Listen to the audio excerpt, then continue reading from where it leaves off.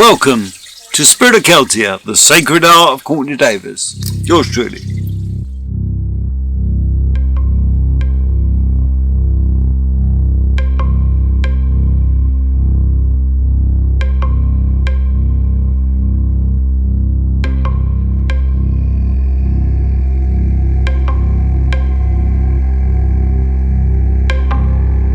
Journey of all of the different creatures. Yeah.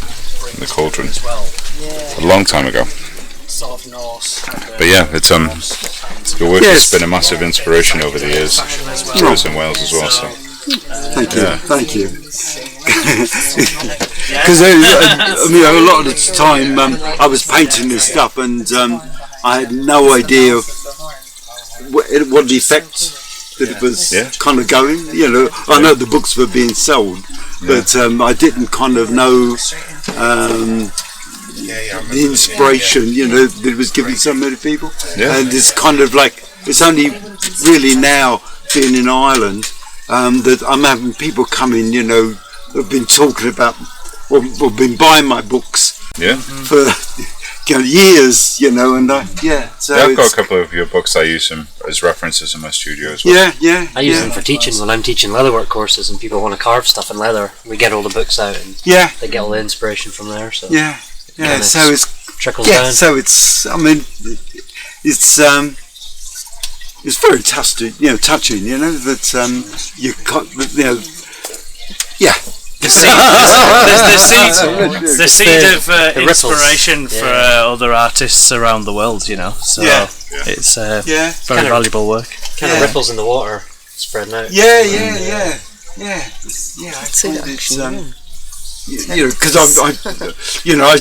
I've been married 4 times, right? And each time the people the ladies in my life, they kind of get attracted because of the who I was, you know, and I was an artist and stuff like that. And then the reality is that I go into the studio at 8 o'clock in the morning and I'm there till 10 o'clock at night, and there's 7 days a week. You know? So we know all about that.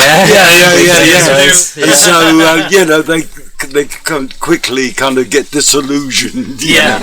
Well, I was tattooing around about 14 hours a day every day for the last 3 or 4 weeks before coming over here. Right. As I know you've been in the in the workshop. I was all making for the Viking event. Making replicas. Well, some of the Irish bits for the events. Some of the stuff from Dublin Museum, because nobody makes them. So it's nice to bring them over and try and celebrate some of the Irish artifacts. Interesting. I'm like a magpie. I keep like seeing everything, all these little bits. It's just so distracting. It's so lovely. Like seeing like the artifacts that you've used in your work is so lovely to you know, to be able to clearly see them. You know, like from the Iron Age and the Neolithic. All of that. I mean, a lot of kind of Celtic kind of purists.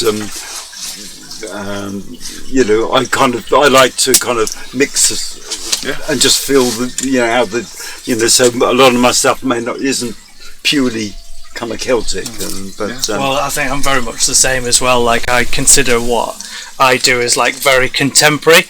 Just I'm not saying that anything that I do is kind of like this is historical. You can clearly see that it's influenced. You know, and I mean the thing is that the scribes, you know, if they had the kind of the stuff that we've got nowadays, I mean, who knows what kind of art they would be kind of creating, you know? You know. So, I think, like, you know, it's lovely to do as long as it's done with the right intentions, and that's what's so lovely to see, like, you know, with your work. Well, it's kind of, you know, it's all about the spirit, you know. You know. Definitely. You know, it certainly hasn't been about the money, you know, but it's just kind of you know, you get inspired and then something comes along. I'm doing Mary Magdalene at the moment because there's just all kinds of connections going on. I feel drawn to do that, but with all these paintings, it's been kind of something happens, you know, that you feel like, you know, that's the art, you know, the next one to do. And Yeah. so. Do you feel like? Because sometimes I feel like with the inspiration that I get, like sometimes I feel like it's not actually mine.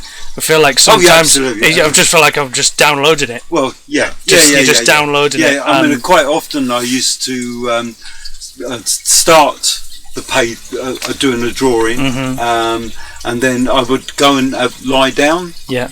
For about half an hour. Just have a little meditation and go to sleep. Space. Yeah. And when I woke up, then you go back and then it's like you're like a download. Yeah. But I used to I'm kind of I was known, you know, as a connection with Merlin, and I used to have a kind of a pressure that used to take over, and I would actually be watching TV programs as you were drawing, as the pictures was kind of happening. Yeah, you know. When I did the Celtic Tarot, I was doing 3 cards a day. Wow. You know, it's kind of because it was, and it's just kind of been in that space, and then kind of time and everything else just disappears and you know. Yeah, you're preaching to the choir. Like, definitely. Yeah. So for years I thought that I was 10 mad. hours just go. Yeah. Well, it's great to see you all, Ian. Yeah, it's awesome wonderful to meet you and see your face. I'm just admiring like the symmetry in your work as we've been discussing. Well, as we've been talking as well, because it's wonderful to see like the asymmetry in the different characters in this piece, for instance. Yeah, I mean the thing is that you know, people look at this stuff and they see, you know, obviously, you know, I'm good at draftsmanship and stuff like that. But honestly, I have every single picture you will see it isn't square. For some known reason, I would make it so it was square, but by the time I finished the painting, I used to drive my publishers mad because it was in times when they didn't have Adobe and stuff where you could tweak it a bit. And so I mean, you can go through many of these and you will see that they're not square, and all this isn't square. I mean, it's just kind of. That's how like you know, arts used to be like in the past as well. Yeah. Whenever you look at like a piece that can look symmetrical on like say an Iron Age mirror or whatever on a brooch, for instance, it looks symmetrical, but then when you actually analyze it, you're like, oh, you know, it's all. This is the human expression. It's how we create. Yeah. Yeah. I did a 6 foot by, I think 6 foot by 4 foot.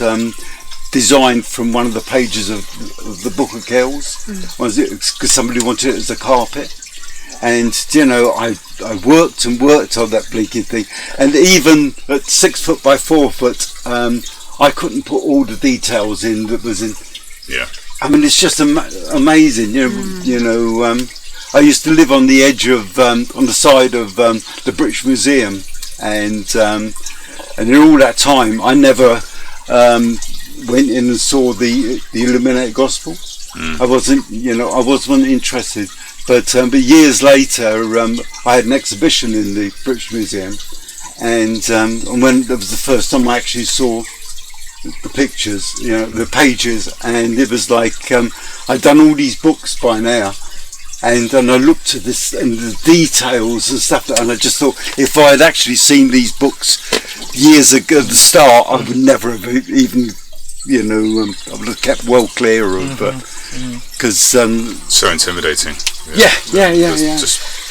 Because we went to the Book of Kells Museum at Trinity yesterday, and that's the first time that I've actually seen the actual size. Yeah. And it's in the glass case at the moment, so you can't actually get that close to it at all. Yeah.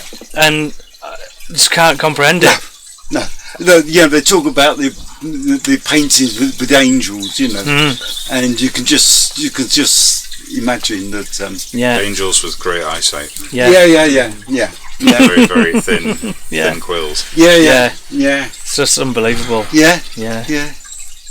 very inspiring. Yeah. But yeah, I understand what you say. If you'd have seen that from the beginning, you'd be like, "Oh, we didn't do any of that." Yeah. Well, you really do capture like the essence in your work, though, of like the you know, the ethereal, spiritual, like Celtic, like mysticism. Like, you know, that's one of the things that people really, you know, of what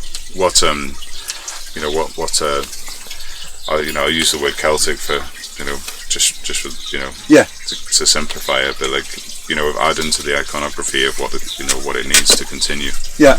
You know, because it always has to be like a continuation of it. Yeah. To make it relevant for people. Yeah. Well, I never kind of think of the art as me doing the art. It's just kind of the art, kind of It's the muse. The muse, or the spirit, or you know, I call it the beloved. You know, working with the painting. You know, so for years, you know, I was using the pen and the brush to create the art. But now it's kind of I'm actually separate from it, and the pen and the brush and my hand is you know, separate. So what mediums? What materials do you use to? So it's some gouache ink. Yeah, that's all. Yeah. Wow. Yeah. And do you paint in all the black as well? Oh, everything. Yeah. Yes. Yeah. Wow. Oh yeah. So impressive. Yeah. I love the your inspiration, like say on this piece. I see it in a lot of your wings, the Book of Kells. Oh yeah. Within the wings. Yeah. Yeah. We're wizards.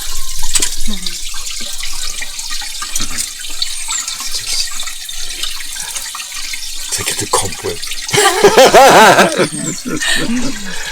One of the trouble with old buildings is that cobwebs arrive in all different times. That's the way it should be. Yeah. So, are you working on something currently? Yeah. So working on. So this is. It's always an honour to come into an artist. So this is Sarah Field, but but I started this in November last year, and I haven't touched it since. So I'm working on Mary Magdalene now, and this is the first picture that I've done this year. Wow. Yeah. So I've had a whole load of kind of experiences with the Gospel of Thomas and stuff like that, and then all these kind of videos started coming in about France and the bloodline and all this kind of stuff, and it's kind of made me all of a sudden to kick me into action again. So nice. Yeah. Because the trouble with a place like this is that there's so many different things to do. You know, we've got events upstairs, so I'm organising that. I'm organising the shop, and and creating everything. But it's lovely when I have people like you, so you make it all really worthwhile. You know. Yeah. Yeah. Absolutely. Yeah. Well, it's an honour to get to see your space and to meet you. Yeah. Thank you. Yeah.